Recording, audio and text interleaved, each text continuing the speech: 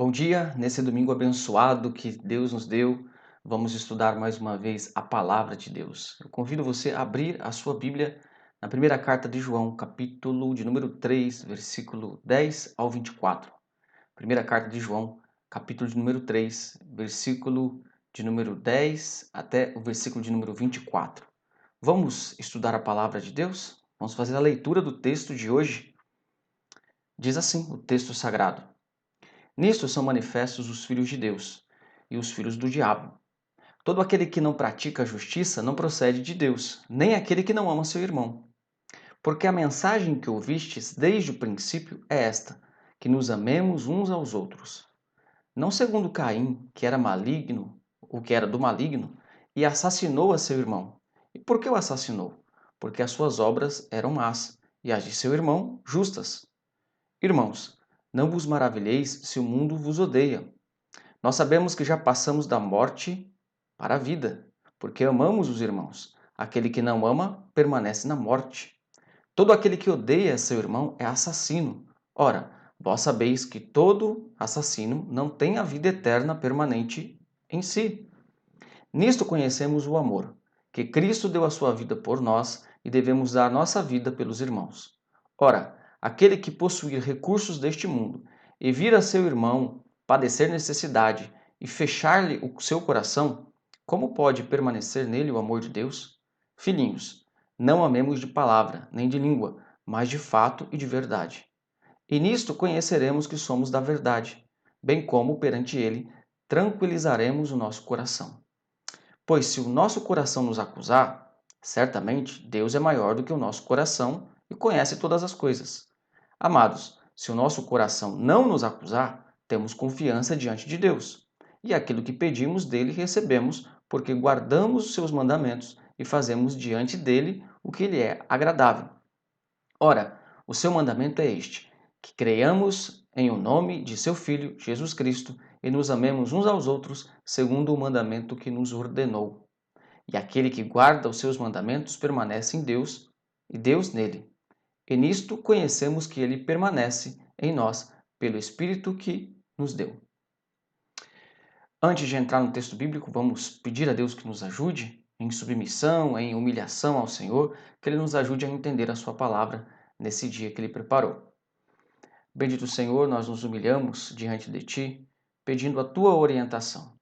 Que o mesmo Espírito, ó Pai, que um dia, em determinado tempo e época, por um período de tempo, o mesmo Espírito que inspirou a Tua palavra, que Ele mesmo, ó Pai, venha nos iluminar para entender essa palavra inspirada. Ó Deus, abençoa todos nós nesse sentido. Pedimos em nome de Jesus Cristo. Amém. Todo filho deve obediência ao seu pai. Esse é um pressuposto fundamental. É uma verdade inquestionável, é um axioma. Todos vão de concordar que o filho deve obediência ao seu pai. É claro que nós poderíamos nos perguntar o que é que esse pai está exigindo. Daí existem as exceções, mas a regra geral é que o filho deve obediência ao seu pai. Ele também procura se parecer com o seu pai. Existe até mesmo nos filhos biológicos o DNA dos seus pais. Nesse sentido, aqueles que se dizem filhos de Deus também devem ter algo parecido com Deus. Também devem buscar obedecer ao seu Pai Celestial e obedecer os seus mandamentos. Da mesma forma, então, é uma grande verdade de que os filhos de Deus, adotados em Cristo Jesus, devem manifestar ser filhos de Deus através da sua obediência aos mandamentos. Aqueles que manifestam desprezo ou indiferença em relação aos mandamentos, estes, logicamente, manifestam então não ter característica de filhos de Deus. E é sobre isso que nós vamos estudar nessa perícope, que é uma perícope bastante grande. Nós vamos dividir ela até de um modo diferente hoje, porque o texto é bastante grande. Vamos dividir em 5 sessões e vamos tirar as verdades dessas 5 sessões, as principais, né? E também as aplicações para nós. Antes, porém, é necessário dizer aonde nós estamos nesta primeira carta de João. Já há algum tempo nós começamos a estudar a primeira carta de João, texto por texto, perícope por perícope ou sessão, como você queira chamar. E nós iniciamos já há alguns domingos a segunda grande parte desta carta, desta primeira carta de João, que tem como tema Vivendo como Filhos de Deus. Neste trecho, que vai do capítulo 3, verso 1 até o capítulo 5, verso 13, o apóstolo João procura dar alguns critérios ou características daqueles que são filhos de Deus. No primeiro momento, ele vai estabelecer essa filiação em Cristo, essa adoção, como o tema dessa sessão. Então, capítulo 3, versículo 1 ao 3, ele vai dizer que Deus é Pai. Depois, ele vai passando as características dos filhos de Deus. A primeira característica que nós estudamos dos filhos de Deus, no domingo passado, está no capítulo 3, versículo 4 até o versículo de número 9, e nós aprendemos que aqueles que são filhos de Deus devem renunciar ao pecado. Então, há nos filhos de Deus um desejo de renúncia, um desejo de não pecar. É óbvio que eles não conseguem não pecar, não cometer nenhum pecado aqui nessa terra, mas há o desejo de renunciar ao pecado, de não viver no pecado. Hoje nós vamos estudar mais uma característica e podemos resumir isso na seguinte proposição que está em verde. Aqueles que são filhos de Deus devem guardar os seus mandamentos.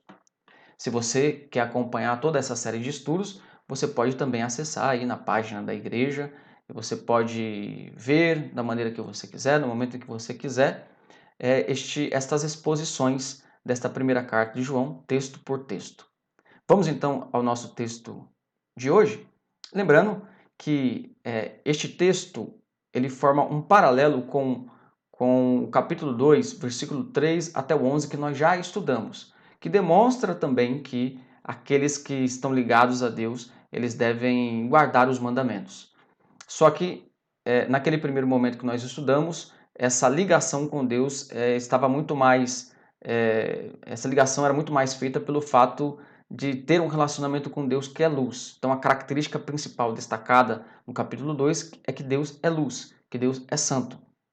E já nesta sessão que nós vamos estudar, a característica que está aí por trás, o pano de fundo, é a filiação. Aqueles que são filhos de Deus devem obedecer os seus mandamentos. De forma que nós aprendemos que não devemos obedecer os mandamentos somente porque Deus é santo. Devemos obedecer o mandamento também, segundo a ênfase de hoje, porque nos dizemos filhos de Deus. Os filhos de Deus devem obedecer os mandamentos de Deus, tá bom? São duas perspectivas diferentes, talvez até de uma mesma verdade.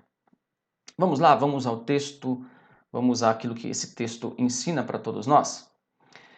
Na primeira parte desse texto, nós temos uma espécie de apresentação, versículo 10 e versículo 11, onde nós temos a apresentação da perícope, que apresenta aí a obediência aos mandamentos, com foco no mandamento do amor, que é o mandamento supremo, que como nós já ensinamos aqui, ele não substitui os outros mandamentos, ele resume os outros mandamentos. Mas, então, o foco aqui dessa primeira subseção, dentro dessa seção, desses dois versículos, versículo 10 e versículo 11, é a obediência ao mandamento. Então, versículo 10 vai dizer o seguinte: Nisso são manifestos os filhos de Deus e os filhos do diabo. Todo aquele que não pratica justiça não procede de Deus, nem aquele que não ama seu irmão. Esse versículo 10 ele é uma espécie de ponte, né? Uma espécie de ligação entre aquilo que foi dito na sessão anterior com essa sessão que está começando. Então, ele tanto vai falar da prática da justiça, que é, obviamente, o sentido positivo de fugir do pecado, que foi tema da perícope anterior, como ele também vai introduzir essa perícope de hoje, esse texto de hoje, falando da filiação. Então, aquele que obedece aos mandamentos é aquele que pratica a justiça. É aquele que renuncia ao pecado. Essas coisas estão interligadas. Bom, portanto, o que João está querendo dizer nesse versículo 10 aqui é que quem vive em pecado, então a constância aí, né? A constância de viver em pecado, não quem peca, porque todas as pessoas pecam, somente um não pecou, que foi Cristo Jesus. Nesse processo que nós estamos vivendo, nessa era que nós estamos vivendo, nós ainda pecamos, não tem como fugir disso. Mas a ideia de João aqui no versículo 10 é aquele que vive, né, que pratica o pecado como uma coisa habitual, que ama o pecado. Então, quem vive pecado e não ama seu irmão não é filho de Deus. Então, ele acrescenta aqui também a questão do mandamento, né, que está relacionado aí com o mandamento do amor. Aquele que não ama seu irmão não é filho de Deus. Tá bom? De forma que nós já temos uma verdade aqui incontestável. Quem vive pecado e quem vive no ódio não manifesta ser filho de Deus. O versículo 11 diz o seguinte: porque a mensagem que ouviste desde o princípio é esta, que nos amemos uns aos outros. Então João vai dar a razão. Ele diz, olha, por quê? Porque desde o início, Jesus, desde o princípio, Jesus pregou sobre isso. Jesus pregou esse mandamento de viver longe do pecado e também de amar uns aos outros. Por que o João está usando este argumento que ele já usou em outras sessões dessa mesma carta? Ele usa essa expressão, olha, nós devemos permanecer naquilo que nós ouvimos desde o princípio. Ele usa isso várias vezes, esse argumento várias vezes. Porque, afinal de contas, não podemos nos esquecer de que o contexto desta igreja era um contexto problemático, em que falsos mestres ou simplesmente hereges estavam influenciando a igreja a não acreditar em Jesus Cristo ou em algo importante a respeito da natureza de Cristo e também ensinando a praticar o pecado. Então, João está sempre apelando para o fato de que a igreja não deve seguir novidades. A igreja não deve seguir a última onda do momento. A igreja não deve abandonar o evangelho e fazer com que o evangelho diminua em relação às novidades culturais. Não, nós não somos autorizados a fazer isso. Então fica aqui uma advertência para todos nós. Se uma coisa não foi ensinada pelos apóstolos, então nós devemos rejeitar, não devemos aceitar novas doutrinas. Há aqueles que só buscam novidades. Nós já estudamos sobre isso dentro dessa carta. Você pode acessar esse assunto aqui nesse canal mesmo da Igreja Presbiteriana. Bom, essa sessão podemos resumir na seguinte aplicação. Se você é filho de Deus, obedeça os mandamentos. Não há meias verdades em relação a isso.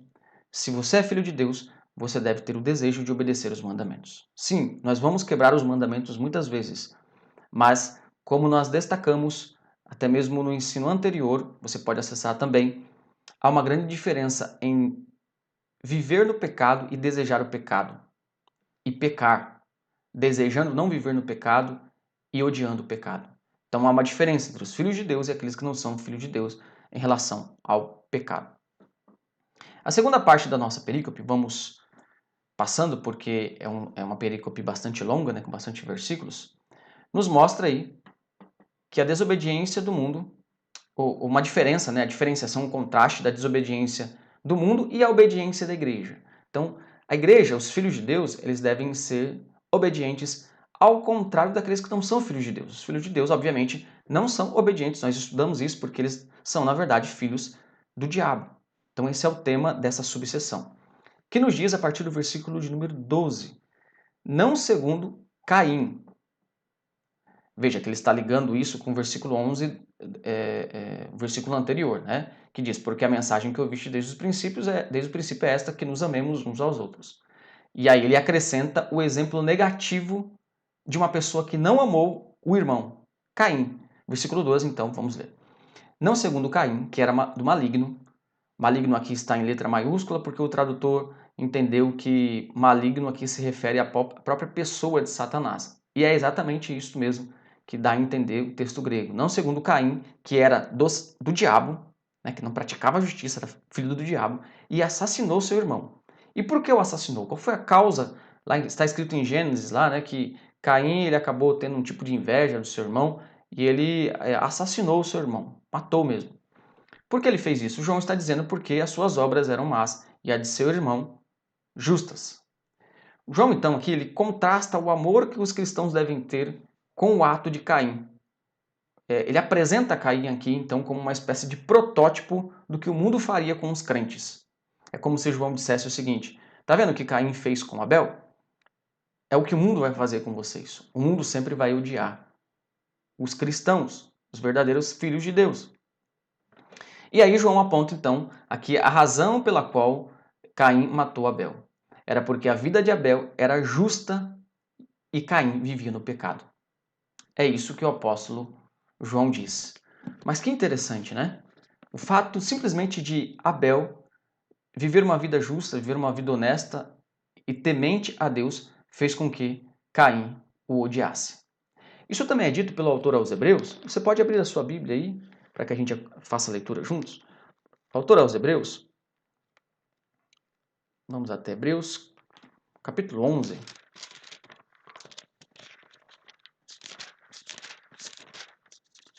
Versículo de número 4 diz o seguinte: Pela fé, Abel ofereceu a Deus mais excelente sacrifício do que Caim, pelo qual obteve testemunho de ser justo, tendo a aprovação de Deus quanto às suas ofertas, por meio dela também mesmo, depois de morto, ainda fala.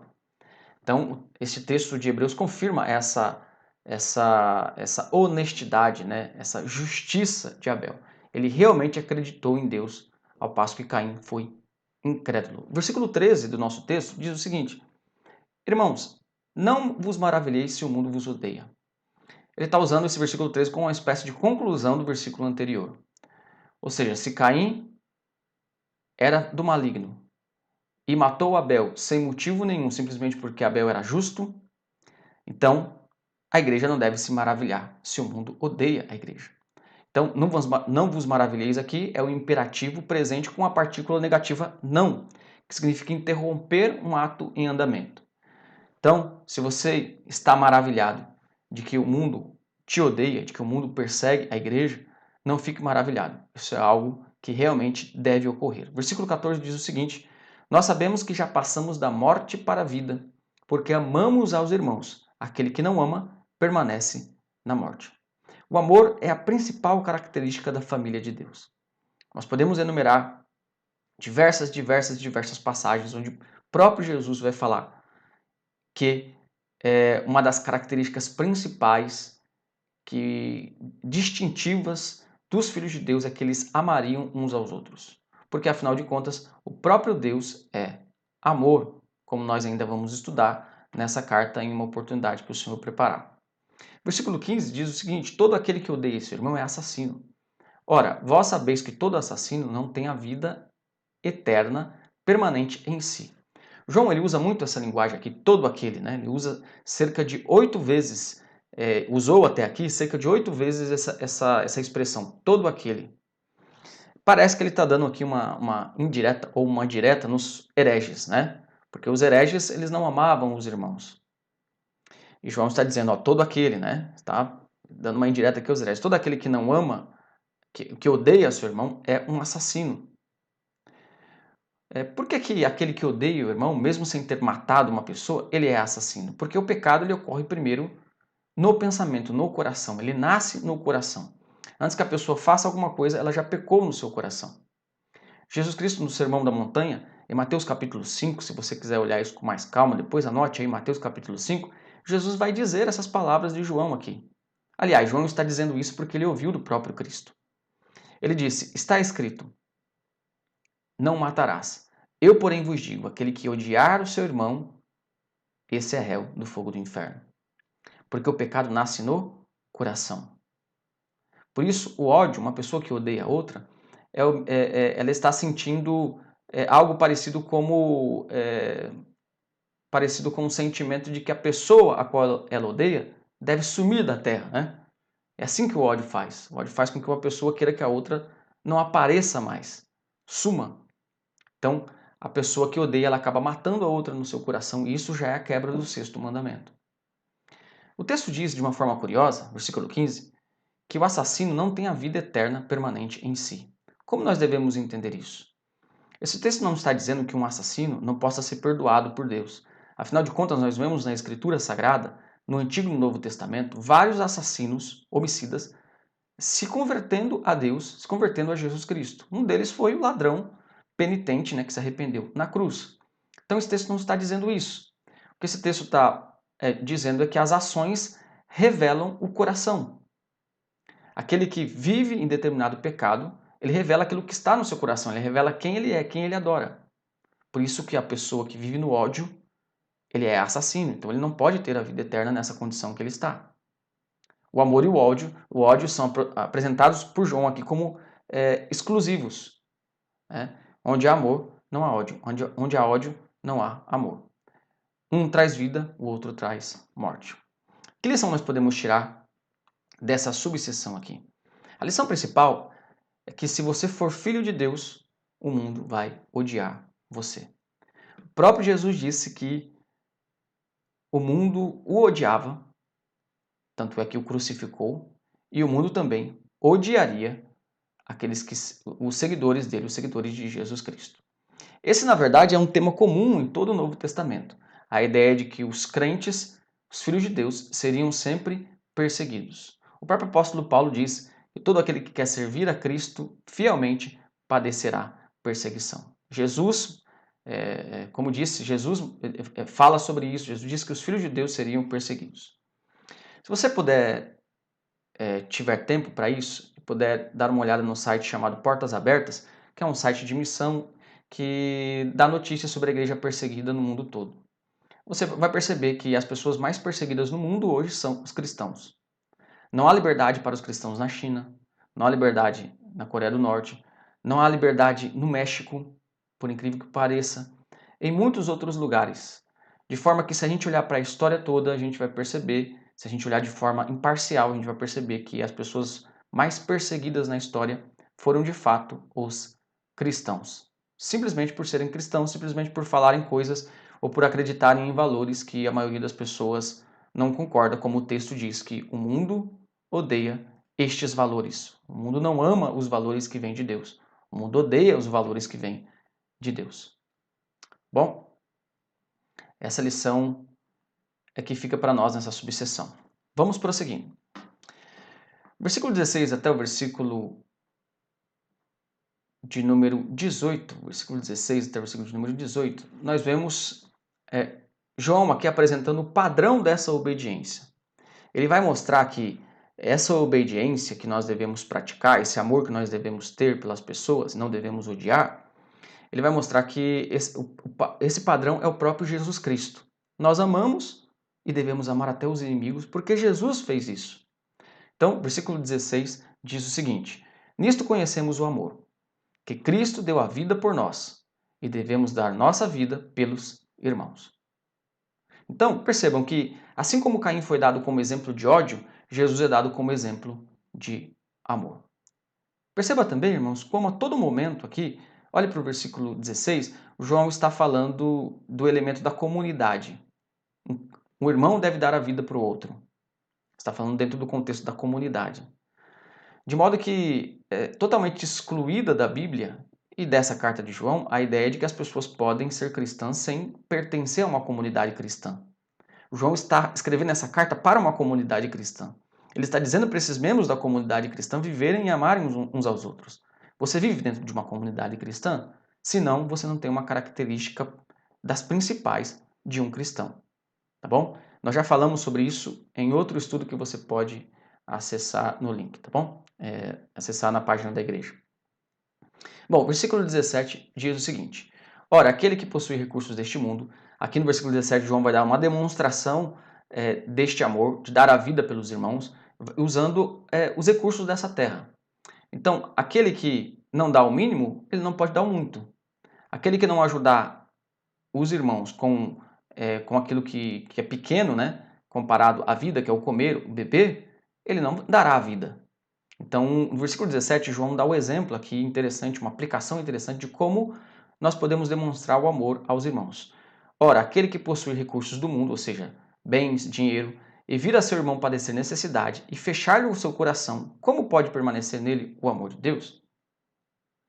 De forma que ele está apelando aqui para a verdade de que aquele que ama o seu irmão deve o ajudar nas suas necessidades básicas. Versículo 18. Filhinhos, não amemos de palavra nem de língua, mas de fato e de verdade.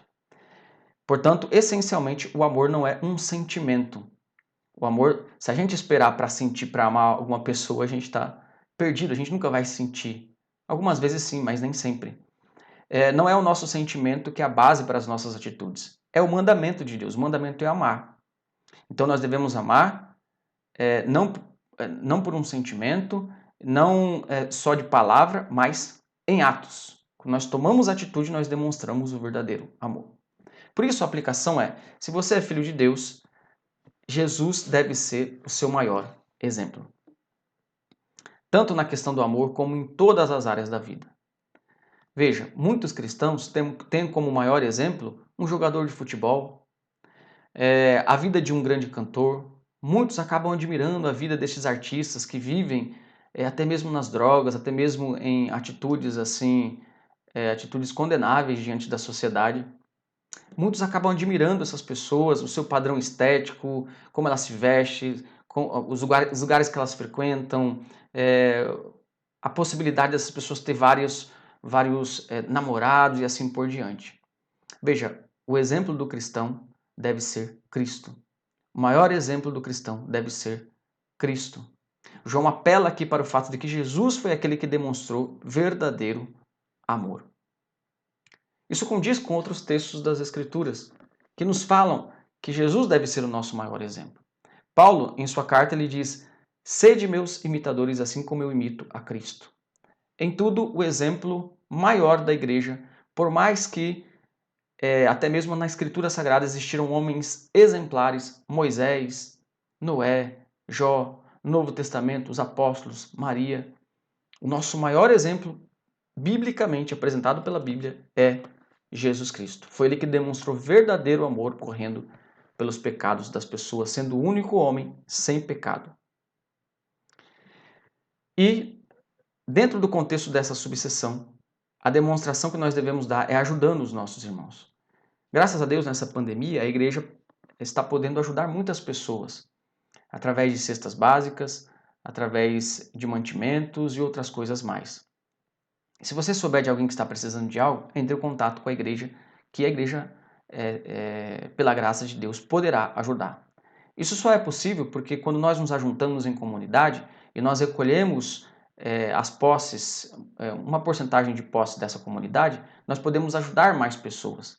É por isso que a Igreja Presbiteriana, por exemplo, tem escolas, orfanatos e tantas outras instituições que você pode olhar no site da igreja. A igreja, assim, então, cumpre o seu papel. Então, você pode cumprir esse papel de diversas maneiras. Você pode ofertar, você pode comprar um mantimento e dar para alguém que está precisando. Isso é uma demonstração. Claro que não devemos fazer isso para salvação ou para ser filhos de Deus. Não é isso que o texto está dizendo.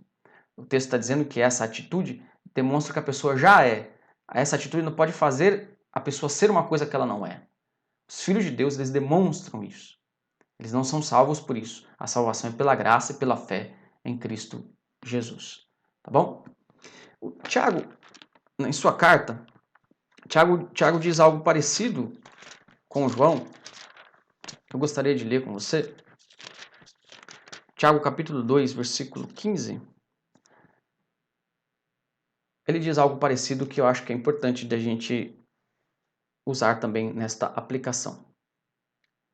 Diz o seguinte, Tiago 2, capítulo 2, versículo 15. Se o irmão ou uma irmã estiverem carecidos de roupa e necessitados do alimento cotidiano, e qualquer dentre vós disser, ide em paz, aquecei-vos e fartai-vos, sem contudo lhe dar o necessário para o corpo, qual é o proveito disso? Assim também a fé, se não tiver obras, por si só está morta. Então Tiago acompanha esse pensamento de João. Vamos lá para a quarta parte desta perícope. Versículo 19 até o versículo 22, talvez seja uma das partes mais difíceis de se entender dessa carta, né? Vamos ler então esse trecho. Agora sim eu achei o slide aqui que eu estava procurando.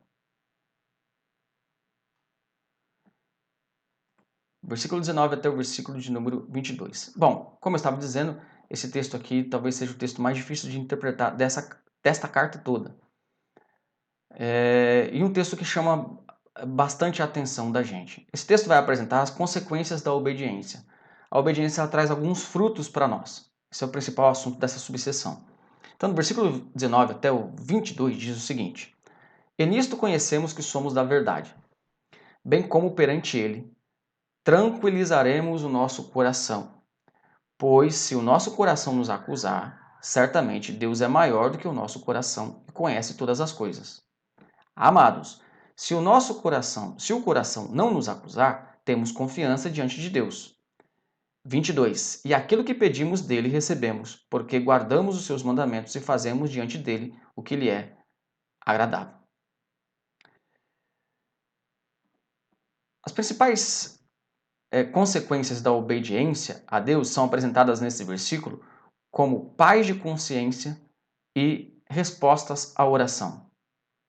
Então, a obediência a Deus nos traz essas bênçãos. Não que a resposta à oração seja pelas obras, mas João ele vai fazer essa conexão. Tem uma conexão aqui entre aquele que obedece a Deus e tem as suas orações respondidas. E também não é qualquer oração. Em outro lugar, o próprio João vai dizer que tudo que pedimos de acordo com a vontade dele. Então, existe uma conexão porque aquele que obedece a Deus sempre vai pedir coisas de acordo com sua vontade.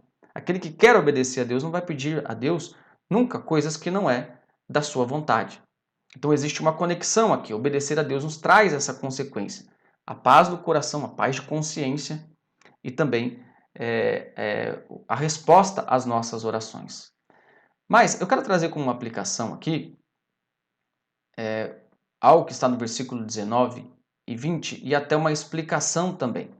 Porque dentre outras dificuldades que esse texto apresenta, esta parte aqui, especialmente versículo 19 e 20, dentre várias dificuldades desse texto, né, em termos gramaticais, da língua em que ele foi escrito, a língua grega, tem o significado dessa expressão aí do versículo 20.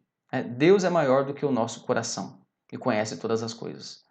Versículo 20, pois se o nosso coração nos acusar, coração aqui é consciência, tá? Então se a nossa consciência nos acusar, Deus é maior do que o nosso coração. O que significa Deus ser maior do que o nosso coração? Então essa é uma das dificuldades desse verso. Alguns vão entender isso de uma forma que isso revela que Deus é mais rigoroso. Outros vão entender que isso revela que Deus é mais misericordioso. Então, alguns entendem que esse texto está querendo dizer o seguinte: olha, se a tua consciência te acusar, pior é Deus. Deus é maior que a tua consciência e sabe mais de você do que a tua própria consciência. Então, o juízo vai ser maior na sua vida. Então, alguns entendem dessa maneira, não poucos, tá? Então, muitos teólogos da patrística, a maioria dos reformadores entenderam esse texto dessa maneira. Outra forma de entender esse texto é entender que esse texto está demonstrando, na verdade, a misericórdia de Deus. Como se João estivesse dizendo assim: olha, se a tua consciência te acusa de alguma coisa, Deus é mais misericordioso que a tua consciência. E é essa segunda opção que eu estou apresentando para vocês aqui como a interpretação que eu considero correta desse texto, tá bom? Esse texto está trazendo, então, um alívio para a nossa consciência, tá? O problema de interpretar que esse texto está dizendo que Deus é mais rigoroso do que a nossa consciência é que parece que o propósito de João nessa subseção é curar a consciência ferida e não abrir uma ferida maior. Parece que o propósito dele é dar segurança, né, e não infligir um terror maior na consciência da pessoa. Portanto, nós devemos entender esta questão aqui de que Deus é maior do que o nosso coração como um consolo. Deus entende. Deus é misericordioso. Ele entende, tá bom? Por isso, e diante dessa questão, a aplicação que eu quero trazer nesta subseção é que Deus é poderoso para trazer paz à sua consciência. Deus é poderoso para trazer paz à minha consciência. Isso é muito importante, porque muitas pessoas vivem uma vida terrível por conta de um peso na consciência por pecados cometidos. Por mais firme e fundamentada que seja a segurança de um crente, o seu coração às vezes pode precisar ser restabelecido por Deus.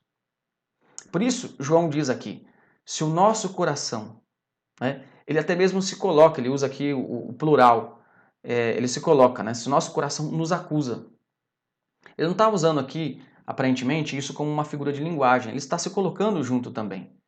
Que nós cristãos, por mais que tentemos fazer as coisas do modo correto, nós vamos errar e esses erros vão ferir a nossa consciência. Isso aponta então para uma experiência comum. É claro que essa acusação que a nossa consciência faz a nós, ela pode ser produzida tanto por Deus como pelo próprio diabo. De forma que essas dores de consciência podem ser do Espírito Santo, e quando Deus faz isso é para provocar em nós o arrependimento. Ou pode ser setas, dardos de Satanás, para causar uma autodestruição e nos levar à tristeza, à angústia. Isso difere a culpa apropriada, que nos leva ao arrependimento, e a culpa inadequada, que não leva a pessoa ao arrependimento.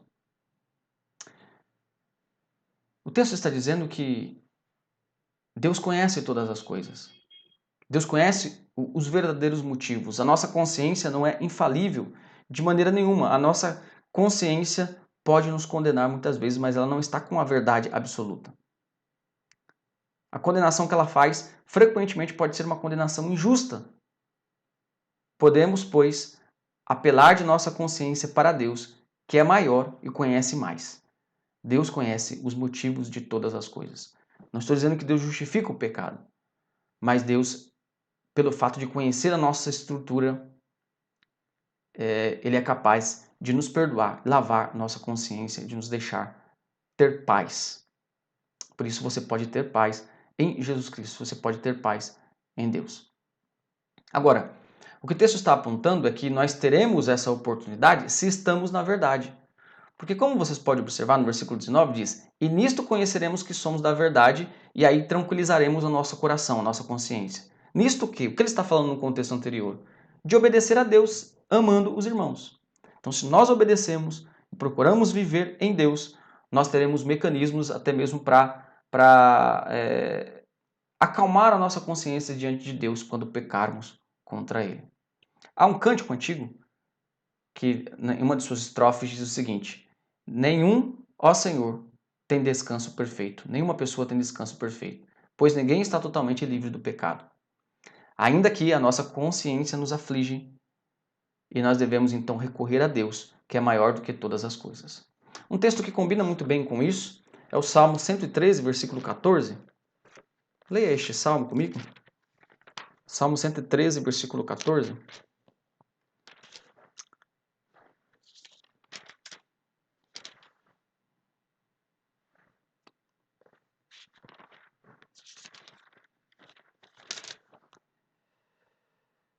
Versículo 4: "Excelso é o Senhor acima de todas as nações, a sua glória acima dos céus." Então, Salmo 113, versículo 4. Excelso é o Senhor acima de todas as coisas. Ele conhece todas as coisas, ele sabe de todas as coisas, tá bom? Nesse sentido aqui, isso é uma palavra de consolo para as pessoas. E por último, a última parte do nosso texto, versículo de número 23 e 24, tem a conclusão aqui que enfatiza o mandamento do amor. Vamos ler este versículo. 23 diz o seguinte: "Ora, o seu mandamento é este: que creiamos em o nome do seu Filho Jesus Cristo e nos amemos uns aos outros, segundo o mandamento que nos ordenou. E aquele que guarda os seus mandamentos permanece em Deus, e Deus nele. E nisto conhecemos que ele permanece em nós, pelo Espírito que nos deu." Interessante, o próprio João, aqui no versículo 23, usar no singular, né? O seu mandamento é este. É um mandamento, né? Ele está falando do principal, né? E aí ele mostra dois aspectos deste um mandamento, que é crer em Jesus e amar uns aos outros. Então, podemos dizer que há dois aspectos neste mandamento principal que João está expondo aqui. O primeiro aspecto é um aspecto de fé pessoal, acreditar em Jesus, acreditar no sentido de confiar, de dar a vida a Ele. E depois um aspecto ético, moral, ético, de amar uns aos outros. Bom? Por isso, a aplicação desta última parte é: creia em Jesus e obedeça os seus mandamentos, que tem como mandamento supremo, os mandamentos de Cristo, o mandamento do amor. Nós já estudamos nessa carta que o mandamento do amor, ele cumpre todos os outros mandamentos. E ele não pode ser separado dos outros mandamentos, ele está ligado. De forma que só conseguimos cumprir não matar por causa do amor, não adulterar por causa do amor, não roubar, não dar falso testemunho por causa do amor. O amor está ligado com todos os mandamentos. Com o primeiro também, quando amamos a Deus acima de todas as coisas, não queremos adorar outro Deus além dele, e assim por diante. Nós falaremos um pouco mais sobre as características do amor que João apresenta nessa carta, quando numa próxima sessão, quando João vai falar, assim, vai enfatizar mais essa questão do amor. Bom, na sessão de hoje a ênfase maior está ainda no mandamento, na obediência. E assim, o que nós estudamos hoje, amados irmãos, aqueles que estão nos ouvindo? Nós vimos que aqueles que são filhos de Deus devem obedecer aos seus mandamentos. E as aplicações aqui, o resumo das aplicações que nós fizemos foi: se você é filho de Deus, obedeça os seus mandamentos. E creia em Cristo, como o último versículo, penúltimo versículo da nossa sessão diz. Se você é filho de Deus, o mundo vai odiá-lo. Então nós devemos estar preparados para isso. Se você é filho de Deus, Cristo deve ser seu maior exemplo. E a constatação de que somos filhos de Deus nos traz paz de consciência. Nós estamos em Cristo, então nós temos como curar a nossa consciência ferida. Nesse sentido, então, depois de ter estudado esse trecho da Escritura Sagrada, eu quero orar com você para que Deus tenha misericórdia de nós, nos cure, nos renove e nos ajude a obedecê-lo de todo o coração até o seu glorioso retorno. Vamos orar? Senhor, nós glorificamos ao teu nome e agradecemos a ti, ó Pai, mais uma vez por poder estudar a tua palavra, meditar nos teus preceitos. Nós reconhecemos, Senhor, que somos tremendamente falhos e por isso pedimos a tua misericórdia. Como teu apóstolo disse, Pai, inspirado pelo teu Espírito Santo, ó Deus, cura a nossa consciência. Que o teu Espírito Santo haja no nosso coração para que não amemos o pecado de maneira alguma. E aquele, ó Pai, que ainda não teve um encontro com o Senhor e deseja manifestar esse indício da filiação, que é a obediência, ó Deus, recebe-o como filho em Cristo Jesus para a glória do teu nome. É o que nós te pedimos no nome santo de nosso Senhor Jesus Cristo. Amém. Que Deus abençoe a sua vida, que você tenha um domingo abençoado e que possamos participar do culto à noite, às 19h30. Louvaremos e engrandeceremos o nome do Senhor. Deus abençoe.